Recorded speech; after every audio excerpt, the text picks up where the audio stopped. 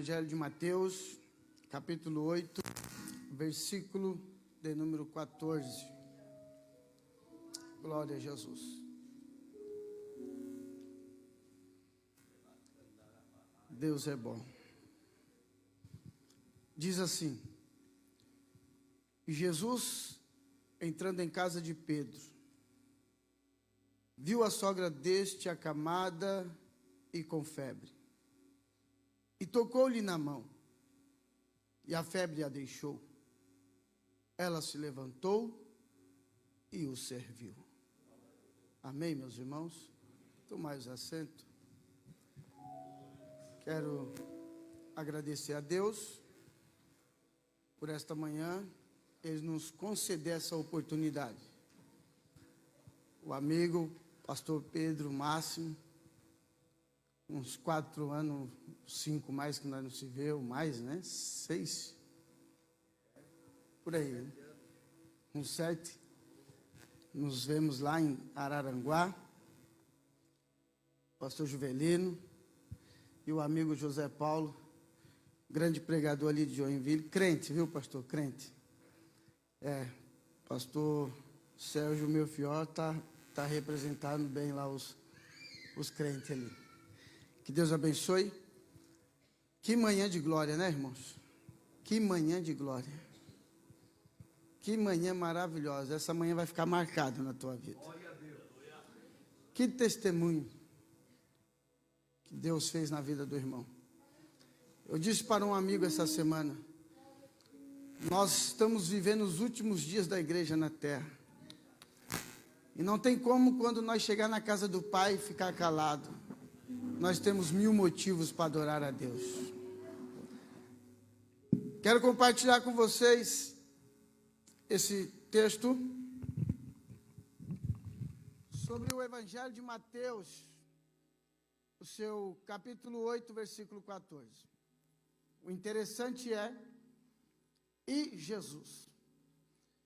Dá a entender, e Jesus, que Jesus está vindo de algum lugar. Realmente, Mateus, no seu capítulo 8, vai nos dar alguns ensinamentos. Todas as vezes que eu faço uma leitura bíblica, eu pergunto por quê, para quê e qual motivo. Eu encontrei dentro desse texto do capítulo 8, algumas respostas tão importantes. A minha primeira pergunta foi: da onde que Jesus está vindo para poder entrar na casa do seu obreiro? Nós vamos encontrar Mateus dizendo que Jesus desce do monte. Quando Jesus desce do monte, alguém vai encontrar com Jesus. Interessante que este alguém não tem nome. O Evangelho de Mateus não vai citar o nome dele, mas vai dizer que é um leproso. Jesus continua o seu trajeto. Capítulo 8, verso 5. Jesus vai entrar numa cidade por nome Cafarnaum. Entrando nesta cidade, alguém vai ao seu encontro. E esse alguém também não tem nome. Mas Mateus vai deixar registrado a sua patente, o seu significado. Vai dizer que ele é um romano, chefe de uma centúria. O que este homem vai fazer? Vai ao encontro de Jesus. Vai adorar a Jesus. E depois que ele adora Jesus, ele vai dizer: o meu criado está em casa, sobre uma cama, paralítico, endemoniado. Jesus vai dizer: eu irei e lhe darei saúde. Mas Jesus tem um trajeto a seguir e um lugar para chegar, que é a casa do seu obreiro. Mas a pergunta é: Jesus desceu do monte. Que monte é esse? Qual é o monte que Jesus se encontra? E o que Jesus foi fazer nesse monte? Qual o objetivo de Jesus ir lá naquele monte? Para nós entendermos isso aqui, precisamos retroceder lá para o capítulo 4 de Mateus. Quando Jesus, ele enfrenta Satanás no deserto. Isso é profundo, porque deserto não mata crente. Deserto não é para te destruir, crente. Deserto é para te ensinar. Deserto é para te fortalecer. Então não tenha medo do deserto que às vezes você enfrenta. Pode ter certeza que se você estiver nesse deserto e quem estiver contigo lá for o Nazareno, você vai passar. Jesus, ele enfrenta Satanás no deserto e vence. Após vencer Satanás no deserto, Jesus vai fazer o quê? Vai escolher quem vai trabalhar com ele. Ele chega na Galiléia e vai chamar Simão, Pedro, juntamente com seu irmão André. E Jesus começa a escolher os seus obreiros para trabalhar. Após escolher os obreiros, no capítulo 4 de Mateus, Jesus passa de sinagoga em sinagoga ensinando a sua palavra. Jesus passa de igreja em igreja ensinando, libertando, curando. Jesus, ele vai de igreja em igreja, porém, ele deixa a sinagoga e no capítulo 5 ele sobe para um monte. Conhecido por nós, amantes da Bíblia, o Monte da Bem-aventurança, que para mim é um dos maiores sermão apregoado por Cristo para os nossos dias. E ele vai dizendo: bem-aventurado vós, pobre de espírito, porque dos tais é o reino dos céus. Que ensinamento Jesus vai trazendo, irmãos? Jesus, ele vai dando um ensinamento ao povo, e detalhe, a multidão que o acompanhou estava assentado e no chão. Não tinha uma almofada como esta. Todos estavam ao chão e os discípulos com ele. E após ele dar os ensinamentos da bem-aventurança, ele olha para os seus obreiros e vai dizer: vós sois o sal da terra. Tu não pode ser salgado demais não, amigo. Aonde você chegar, você precisa ser bem-vindo, você precisa dar um tempero e tempero bom. Você não pode ser uma pessoa que quando tem alguém reunido e você chega, a pessoa fala: chegou quem não devia. Você não pode ser desse jeito. E detalhes, Jesus ainda lá no Monte da Bem-aventurança, ele vai dizer ainda, não só o sal da terra, mas como nós devemos ser a luz do mundo. Quando eu olho para esse ensinamento de Jesus falando sobre a luz, eu vou muito longe. Lá no segundo livro dos Reis, no capítulo 4, a partir do versículo 10, quando uma mulher, ela chama o teu esposo e diz assim: façamos um quarto junto ao muro. E neste quarto, nós vamos mobiliar esse quarto. Eu disse à minha esposa, eu fico imaginando se fosse você querer mobiliar um quarto hoje. Ia querer deixar nos trinques. Mas essa mulher vai dizer assim: façamos um quarto. E colocamos ali alguns pertences. Uma cama, uma mesa, uma cadeira e um candeeiro. Olha só que interessante. Olha só que profundidade isso daqui. Eu disse assim à minha esposa: para nós que palestramos para os casais, para os jovens e para a família, vamos tirar algo daqui para os casais? Ela: que tipo de algo? Eu disse: olha só, a mulher é rica. O versículo 8 do capítulo 4, segundo Reis, vai dizer que ela tem condições. É uma mulher que tem posse. Ela poderia fazer como algumas nos dias de hoje faz. O dinheiro é meu, eu faço o que eu quero, conforme eu quero e do jeito que eu quero. Mas nesta casa, não é o dinheiro que manda, é a comunhão. Oh, glória. É o diálogo. Oh, glória. Nesta casa, irmãos, ela vai dizer: chama o marido, façamos. Ela não está dizendo: eu vou fazer porque o dinheiro é meu, ganho mais que você. Não, não. Façamos. Só que nessa casa, o marido, ele não é o cabeçudo, ele é o cabeça. Nessa casa, ele não é o ignorante, ele é aquele que tem comunhão. Porque se é nos dias de hoje, alguns vão dizer: tá louca, mulher? Tu nem conhece o cabo, quer trazer homem para dentro de casa? Tá ficando maluca? Mas não. Quando a casa tem comunhão e Jesus está na casa, oh glória. Um já entende o que vai acontecer ali, oh glória. Mas quando não tem comunhão, aleluia. Não fala com a esposa, não fala com o marido. E é obreiro. Aleluia. Quem está aqui dá glória a Deus. É bom que todos vão descer as águas hoje, já vai alimentar um pouquinho, né? Eu fico olhando para vocês assim, eu vou tão longe. 21 anos atrás, perdido. Para quem não me conhece, eu sou um ex-morador de cemitério. Pastor, você era coveiro? Não.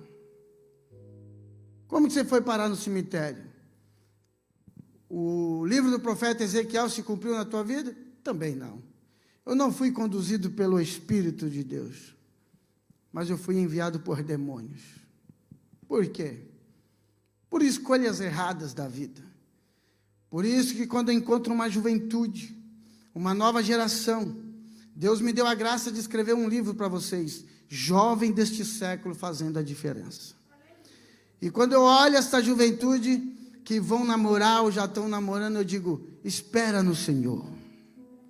Não pule etapa da vida de vocês. Espere em Deus, que Deus tem o melhor para vocês nesta terra. E eu fico observando, irmãos, sobre aquele episódio daquela mulher dialogando com o marido. E quando um lar não tem diálogo, vai de mal a pior. Aí às vezes temos que manter a aparência. Somos obreiro de púlpito, líder de círculo de oração, ou algum departamento. Mas quando tem Deus na casa, irmão, a história muda. Olha só, por que essa mulher quis fazer o quarto? Porque Jesus estava ensinando lá no Monte da Bem-aventurança, eu lembrei, luz do mundo. Olha o que ela disse. Meu amor, eu tenho observado. Mulher, irmãos, observa às vezes mais do que os homens. Muito mais. Eu tenho observado que aquele que vai ali é um santo homem de Deus. Só que quando eu ouço Jesus dizendo que nós temos que ser a luz, eu não vou encontrar lá no livro de 2 Reis, capítulo 4, eu não vou encontrar em nenhum outro livro paralelo, Eliseu indo até a cidade de Sunem, quando passava na frente da casa da sunamita, eu não vejo ele dizendo, eu sou pastor, eu sou profeta, eu sou cantor, eu sou bacharel, eu sou do círculo de oração. Não, eu não vejo Eliseu falar nada, ele só passa. Porque quem é não precisa dizer o que é. O próprio Cristo lhe apresenta, oh glória. Porque essa luz tem que estar sobre a tua vida, crente. Aleluia. Jesus está dando um ensinamento maravilhoso, irmãos, interessante. Que Jesus vai passar o capítulo 5, 6 e 7 de Mateus ensinando. No capítulo 5, da onde eu tirei o livro para a juventude, eu peguei o versículo 28. Pastor, isso é muito forte, mas é real. Jesus está no monte da bem-aventurança. Deixou as igrejas e está no monte ensinando. Ele vira para a nossa classe masculina, pastor Juvelino, e diz, olha homens, está observando as mulheres? Sim. Ai de vós, se somente pensar algo, está enrolado comigo, caba. Que ensinamento Jesus estava dando, irmão? Se é hoje, apertar um pouquinho, eu vou para a igreja do Zé das Abóboras, que abriu ali. Eu vou para outra igreja. O pastor está batendo demais, o pastor está puxando demais. O pastor falou nesta manhã que não pode vir de um jeito do outro. Na igreja de fulano não pode. Fica na posição que Deus te colocou, crente. Oh, glória. Jesus vai ensinar no capítulo 6, traz outro ensinamento maravilhoso, que para os dias de hoje, tem acontecido desta forma. Mateus capítulo 6, a partir de alguns versículos. Eu não gosto de dar todos os versículos, porque é para você acompanhar o texto todo. Olha só o que acontece. Quando estiver com problema, crente, abre o Facebook, Instagram, status do WhatsApp e coloca, hoje o meu dia está mal. Hoje eu já não aguento mais. O meu marido está uma praga. Meu filho é só a graça. Eu já não aguento mais. Aquela irmã não vale nada. Aquele irmão não vale. Hoje, Mateus 6 nos ensina assim. É ou não é? Mas fazemos. Esses dias, chamei minha esposa e falei, tem problema lá na casa desse irmão. Ela, como você sabe? Olha a postagem. É só perceber pela postagem. Em vez de ela entregar o problema para quem resolve, ela esparrama para todo mundo. Mas Mateus 6,6 diz assim: entra no quarto, crente. Fecha a porta, crente. Para quê? Todos os seus problemas entrega para quem resolve. Quando você começa a entregar para Ele, eu sempre digo: porta fechada, janela aberta. Como assim, pastor? A porta do teu quarto pode estar fechada, mas o meu Deus abre uma janela para você. Na onde? Malaquias vai dizer. Se você for fiel a Ele, Ele abre a janela do céu e te derrama a bênção. E detalhes, janela não se abre por lado de fora. Ei, pastor, abre sim. Abre de outra forma. Quebrando, estourando, mas janela só se abre por lado de dentro. E só abre do lado de dentro quem é dono. Oh, glória. O dono da tua janela está nesta manhã, neste lugar. Ah, pastor, a porta se fechou para mim, mas papai abre as janelas para você nesta manhã. Oh, glória. Mateus vai nos ensinando o que Jesus quer nos trazer. No capítulo 7, ele vai dizer: pedi e dar-se-vos-á. O que pede, recebe.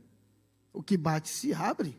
O que busca, o que você veio buscar nesta manhã? Oh, glória.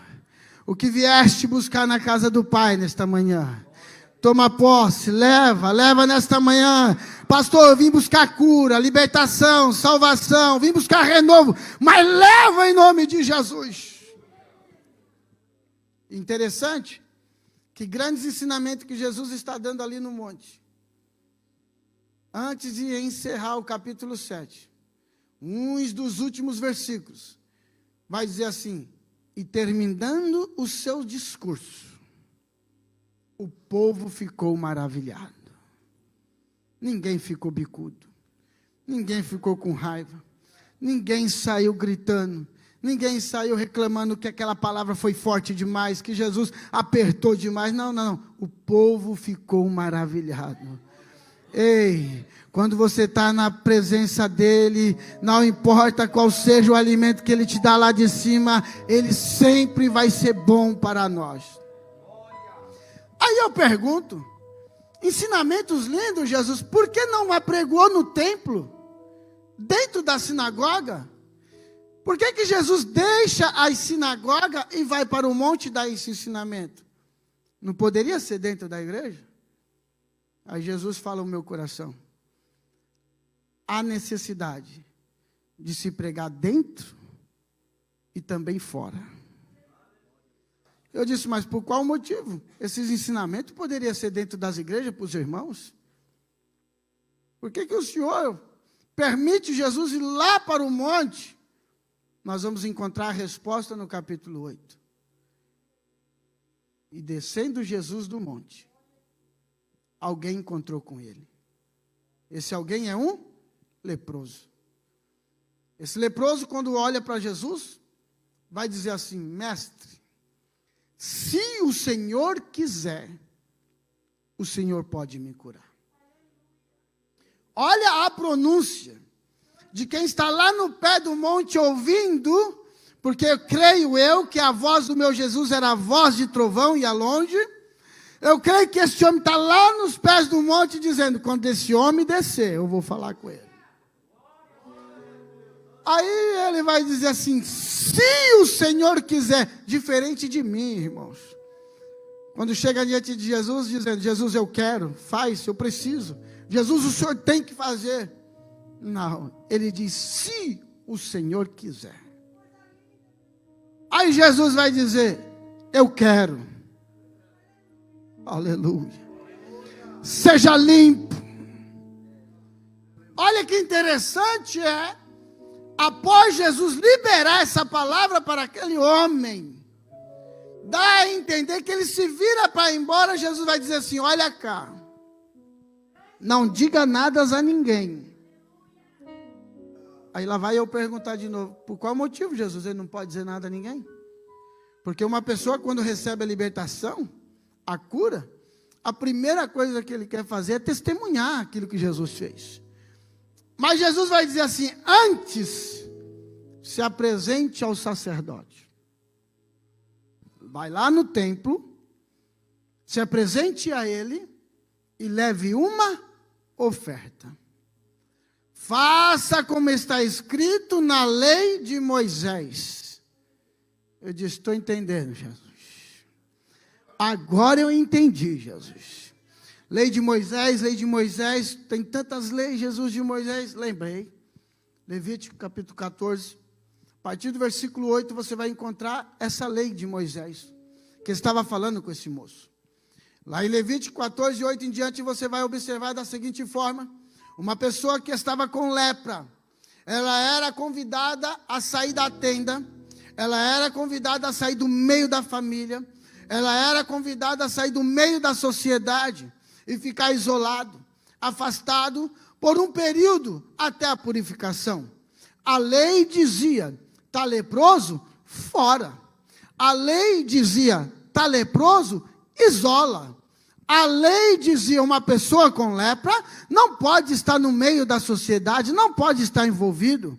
Então, quando eu observo Jesus pregando lá fora, eu já comecei a entender. Falei, Jesus, se o Senhor estivesse pregando dentro da igreja, não estava aquele jovem no pé do monte esperando o Senhor descer. Ah, agora eu entendi. A lei de estar leproso, tira daqui de dentro e bota lá fora. Mas, oh glória, Mateus vai dizer assim, e ele descendo do monte, encontra com o leproso e diz, ei leproso, a lei te colocou para fora, mas eu sou Cristo a graça, te tiro lá de fora e coloco lá dentro, oh glória.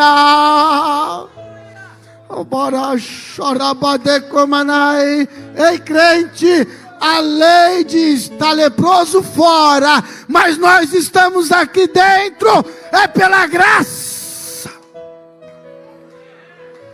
Ah, se não fosse essa graça, se não fosse essa graça, crente, e que graça, se fosse como alguns hoje. Eu disse ao meu filho, Jesus foi muito bom para escolher teu pai, porque eu mesmo não escolheria eu. Porque aos olhos humanos. É por isso que não foi você que escolheu ele, foi ele que te escolheu. Oh glória. Aleluia, tu és escolhido do Senhor, aleluia. Olha só que interessante, irmãos. Veja só. Jesus, ele encontra com este homem. Libera uma palavra para ele, mas só que ele precisa chegar na casa de Pedro. Ele entra em Cafarnaum. Quando entra em Cafarnaum, o romano vai ao encontro dele. Quando eu olho para esta passagem de Jesus com o romano, meus irmãos, eu vou me lembrar de um religioso. Um religioso com um problema semelhante a este. Só que esse religioso nós vamos se encontrar com ele lá no capítulo 5 de Marcos. A partir do versículo 22 em diante, nós vamos observar que este homem, porém tem nome, tem patente. Marcos vai dar o nome. Marcos vai dizer de onde que ele é. Diferentemente de Mateus 8:5, que o cidadão não tem nome, mas só tem uma patente. Olha só a comparação que eu faço. O religioso, quando ele vai encontrar com Jesus, ele também vai adorar Jesus. Porém, ele próprio vai convidar Jesus, e além de convidar Jesus, vai dar as diretrizes, o que é para Jesus fazer em sua casa. Tem muitos religiosos assim. Nós precisamos ser um verdadeiro adorador. O religioso, por nome Jairo, com problema em casa, chefe da sinagoga, chega diante de Jesus, se prostra e adora. E ele diz, mestre, vamos na minha casa. Chegando lá, o Senhor vai pegar as tuas mãos e colocar sobre a minha filha. para que ela sare e viva. Tudo bem, é um ato bom que ele fez. Mas quando eu olho para a atitude de Mateus 8,5, oh glória, eu preciso aprender um pouco mais. Eu não posso dar coordenada para Jesus, não é do jeito que eu quero, é do jeito que Ele quer. Quando este homem, ele chega se prostrando dizendo, o meu criado está paralítico em casa. Aí Jesus, o próprio Cristo vai dizer assim, eu irei e darei saúde. Ele vai dizer, na minha casa não, Jesus. Eu não sou digno de te receber na minha casa. Oh, irmãos, se eu estivesse lá, eu diria, esse camarada é doido. O próprio Jesus está querendo ir na casa dele, mas não, ele estava dizendo, eu não sou digno. Ele estava dizendo, Jesus, você não precisa perder tempo de ir lá na minha casa, não, Jesus. Eu estou te dizendo, Jesus, eu cuido de 100 homens. Se eu disser para um vai, ele vai. Se eu disser ao outro fica, ele fica. Eu tenho poder sobre esses homens. Imagine o Senhor, Jesus. Basta somente uma palavra. Oh, glória. A palavra move. A palavra comove. A palavra liberta, a palavra transforma, a palavra regenera o crente, oh glória. Essa é a palavra que nos faz nos manter em pé. Aleluia, sabe o que este homem estava dizendo? Jesus, eu vim aqui te adorar, mas pela tua palavra o meu criado sarará, somente a tua palavra. Sabe o que eu aprendo? Enquanto você veio adorar aqui nesta manhã, Jesus está cuidando da tua casa.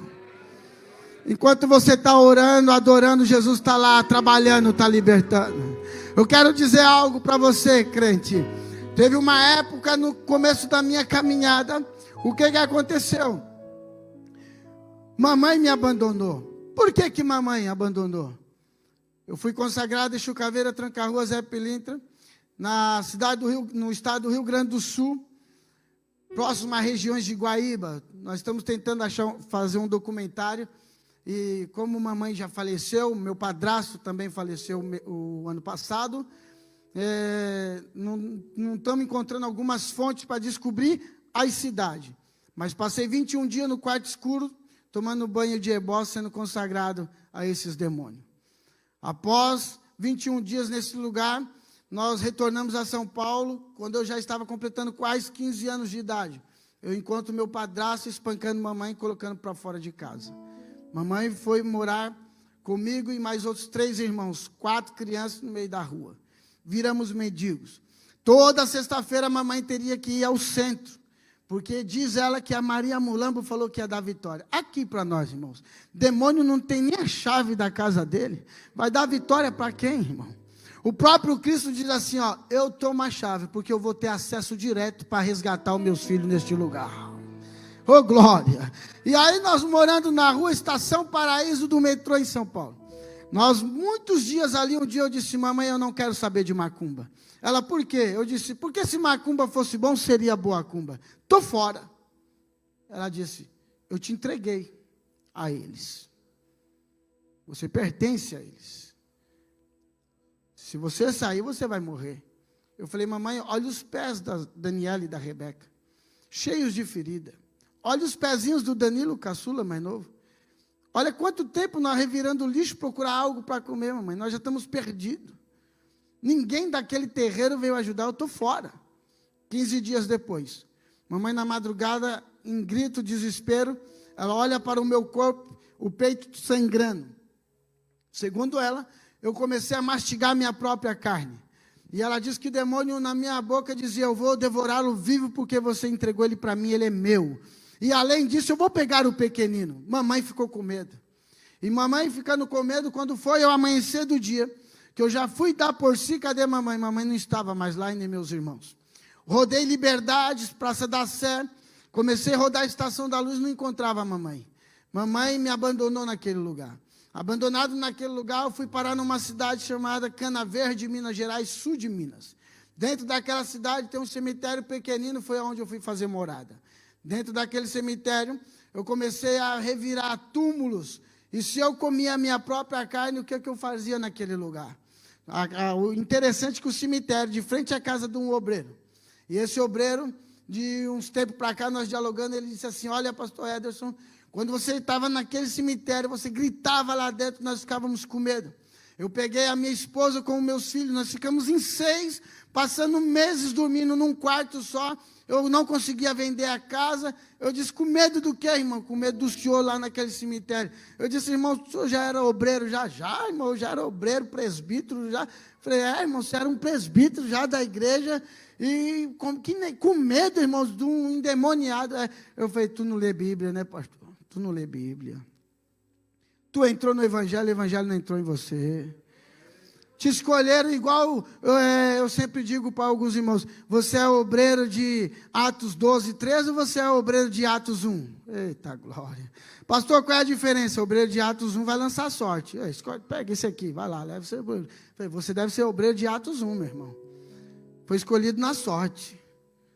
Porque o obreiro de verdade, ele parava de frente àquele cemitério, estendia as mãos e clamava em nome de Jesus, sai, acabou. O senhor foi covarde, irmão, você deveria ter ido lá expulsar o demônio. Aí eu falei, mas eu fiquei sabendo que foi o senhor que foi na delegacia falar que eu estava destruindo o túmulo, não foi? Porque fiquei com medo. Ele, pois é.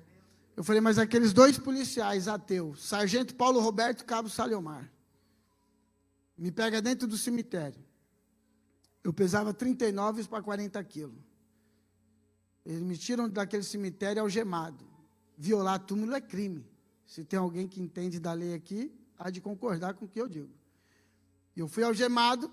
Quando eu cheguei perto do portão do cemitério, segundo o relato deles, eu estourei a algema. Um olhou para o outro e falou assim, isso é coisa ruim, joga lá na igreja dos crentes. Se ele fez tudo isso aqui no cemitério, imagine que aqueles crentaiadas lá, 2 ateus, irmãos, me jogaram dentro da Assembleia de Deus em Cana Verde. Quando me jogaram lá dentro, ele esqueceu que me jogaram na casa do Pai. Na casa do Pai, oh glória. Na casa do Pai é isso aí, é a manifestação do Espírito Santo. Na casa do Pai, demônio não dá entrevista não. Na casa do Pai não tem essa de perguntar de onde você veio, de onde que você vai, não. Na casa do Pai é saia em nome de Jesus. Saia em nome de Jesus, oh glória.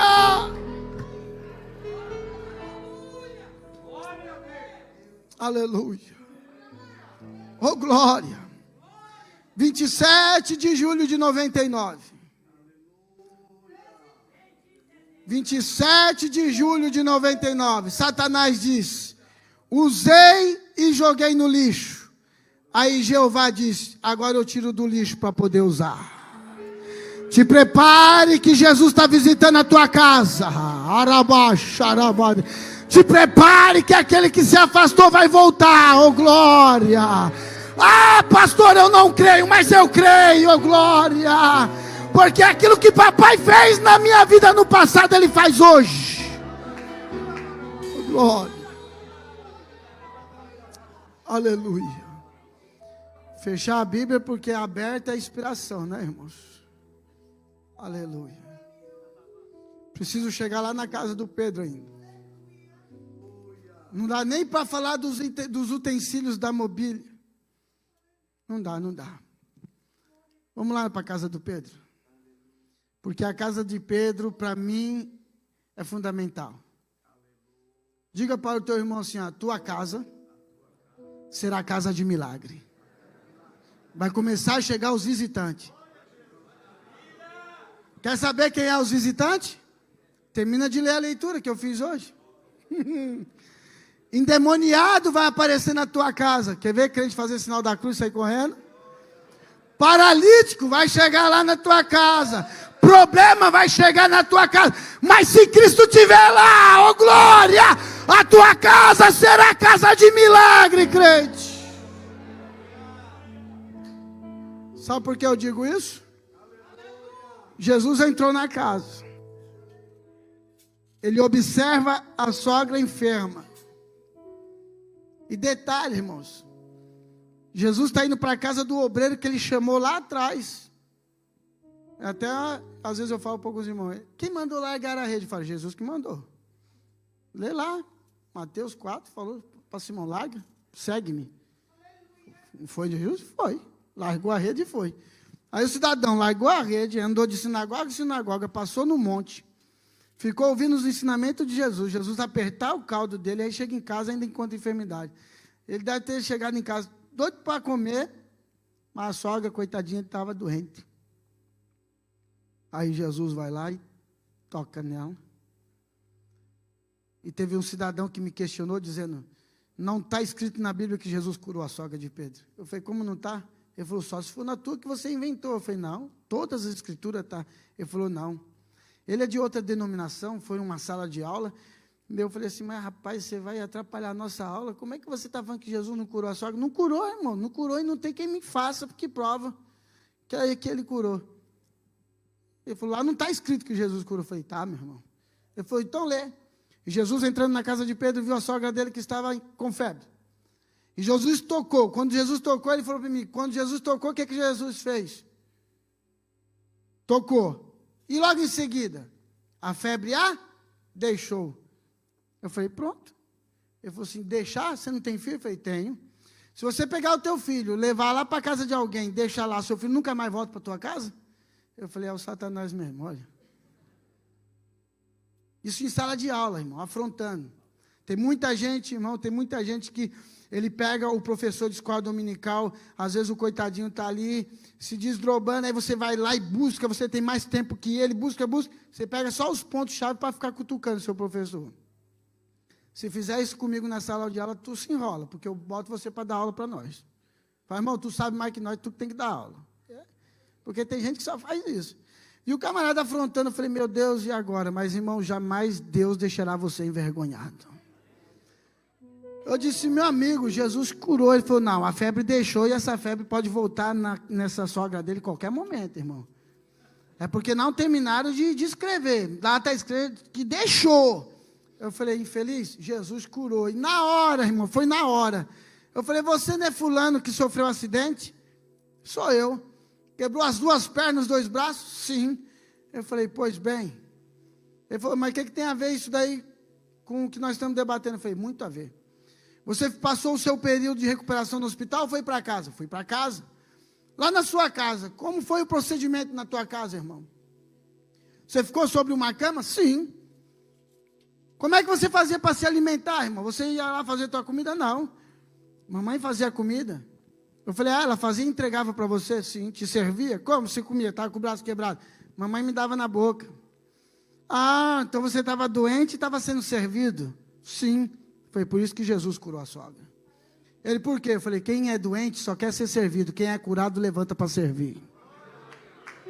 Aleluia. O texto diz, ela levantou e o serviu. Quem é curado, levanta para servir. Oh, glória. Quem é doente só quer ser servido, irmãos. Quem é doente, ele diz assim, eu não contribuo, eu não faço, eu não dou. Aí Deus levanta outro no teu lugar. Deus cura alguém para usar, irmãos. Doente só quer ser servido. Você já viu doente querer fazer alguma coisa? Pega para mim, faz isso, faz aquilo. Mas quem é curado, ele tem o prazer de servir.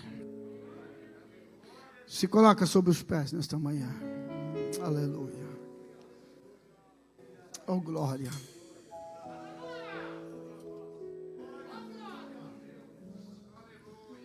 Eu não vou deixar de perguntar, por ser um momento especial, reunião e batismo, mas tem alguém aqui afastado do caminho do Senhor? Tem?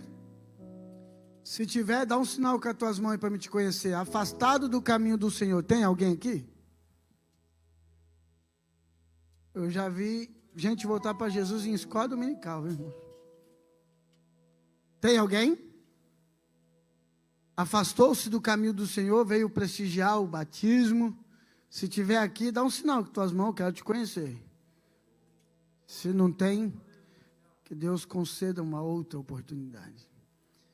Mas nesta manhã, pense no que Deus pode fazer lá na tua família. Se eu estou aqui hoje, é por causa da graça. A graça dele. Porque Jesus mostrou que minha mãe virou prostituta, meu padrasto chefe do terreiro, minhas irmãs perdidas e meus irmãos. E um dia eu estava no departamento de oração com as irmãs orando, aí Deus usou a irmã para falar comigo que eu ia ser um pregador, rodar o Brasil, fora do Brasil, ia andar de avião. Eu disse, irmã, vai acontecer isso? Vai. Falei, para Jesus fazer isso na minha vida, ele tem que fazer na minha casa primeiro. Ousado, né, irmão? Eu não sabia nem orar direito. Passei 1 ano e 6 meses para ser liberto, pastor. Eu fui disciplinado sem ser membro da igreja, 3 vezes disciplinado. Por que eu fui disciplinado? Tinha um presbítero que falava mal da igreja, um dia eu fui perguntar por que ele falava mal da igreja, e aí não deu certo, irmão, eu peguei ele de pancada na porta da igreja. Eu bati nele na porta da igreja, quando meu pai na festa chegou, o que está acontecendo aí? Ele falou assim, ó, o jovem que você falou que vai ser um crente, acabou de me bater. Eu falei, agora diga que aqui tem panelinha, que o pastor só sabe ler Zaqueu. Diga a ele que estava falando mal da igreja, se eu não te quebro na frente dele. Aí o pastor falou, irmão Ederson, aqui não é assim. Eu falei, pastor, da onde eu vim? Linguarudo, ou quarta língua arranca a cabeça. Ele falou, mas aqui é diferente. Quando você encontrar uns linguarudos desses, você tem que orar por eles. Eu falei, mas pastor, ele falou que era presbítero, eu perguntei o que era presbítero, ele disse que era uma pessoa que fica no altar para te ajudar. Eu falei, uma pessoa para te ajudar desse jeito não presta. As minhas 3 disciplinas foi porque alguém tirou a gente do sério, falando mal da igreja. Um falou que meu pastor era ladrão, o pastor vendeu uma perua velha, uma Brasília velha para comprar um golzinho, bolinha, pagar, perder de vista a prestação, falou que o meu pastor estava roubando, porque pegou um carrinho mais novo. Mas não deu outra, ficou sem um dente. Eu fui taxado lá na nossa cidade, lá quando eu me converti, como o Pedrão da igreja. Mas no dia 17 de dezembro de 2000, que eu desci as águas, Pedrão morreu junto. A graça alcançou. No dia que eu desci as águas, papai me batizou com o Espírito Santo. É por isso que eu sou grato a ele. Mas para mim estar aqui hoje, eu disse, Jesus, se tem obra na minha vida, tira a mamãe da prostituição, Jesus. Jesus tirou a mamãe da prostituição, pôs para cantar no círculo de oração. Oh glória, essa graça, ela vai impactar a tua casa, a tua família. Essa graça vai invadir o território de Satanás e resgatar as almas que estão lá. Mas ele precisa usar você, crente. Você precisa dar testemunho dele aqui na terra. Você precisa ser exemplo. Seja um obreiro fiel. Seja um membro fiel. Porque Deus há lhe de honrar. Pai, somos gratos a Ti por esse momento. Por esta manhã maravilhosa que o Senhor nos concedeu, papai. Eu creio, Jesus. Eu creio que o Senhor há de fazer algo extraordinário nesta cidade de Navegantes. Com a ajuda desses obreiros, do pastor e desses irmãos, ó Pai. Toda a fúria de Satanás contra essa cidade já caiu por terra, Senhor. Porque a Tua glória será manifestada através dos Teus filhos, ó Pai. Oh Senhor, nesta manhã de glória, eu tenho certeza, papai, o Senhor está levantando obreiros valorosos, missionários valorosos, papai, homens que querem compromisso contigo e com as almas deste mundo. Pai, eu quero te agradecer, em o nome de Jesus. Aleluia. Glória. Meus irmãos, eu trouxe 3 exemplares. Alegria no Lar, resgatando valores perdidos, baseado na dracma perdida. Esse livro, um dos campeões de venda para os casais e a família. Quem te viu, quem te vê, das ruas para o púlpito, eu trago uma mensagem baseada em Marcos capítulo 5, o endemoniado de Gadara. Um texto expositivo com o meu testemunho. Nesse livro tem o prefácio do meu pai na fé, dizendo como que eu entrei na igreja, rastejando igual cobra, chegando até o altar, e vomitando terras, bolotas de sangue e cacos de vidro. Tudo que Satanás fez eu ingeri, Jesus tirou, jogou para fora. E, jovem deste século, fazendo a diferença. Qual a melhor idade para namorar? É possível levar a Deus a sério na juventude? Como viver agradando a Deus diante de pressões, desafios da adolescência e da juventude? Quais os valores que tenho que recuperar como jovem que deseja fazer a diferença em um mundo que jaz no maligno? Esse livro é extraordinário. Tudo isso são ferramentas que Deus nos deu para nós não sair explorando igreja nenhuma. Quando eu falo do quarto, pastor, tem um cidadão que fala assim: pastor, bota eu num hotel, manda me buscar com um carro ar-condicionado. Se tiver uma mesinha de fruta lá, tá bom, pastor. O miserável não compra uma banana na casa dele. Quando chega aqui, quer explorar tanto da igreja. E quando eu vejo aquela mulher fazendo um quarto, em cima do muro, quarto, intimidade, muro, proteção, coloca uma mesa, onde você vai ver os projetos, cadeira, posição, olha só que tremendo, não tem fruta, não tem banquete, não tem nada, ali uma cama para poder descansar, sonhar com os objetivos, mas ela não se esquece do candeeiro. Para quê? Porque, meu amigo, se não tiver a luz, você tropeça na cama, na cadeira, na mesa, se não, oh glória,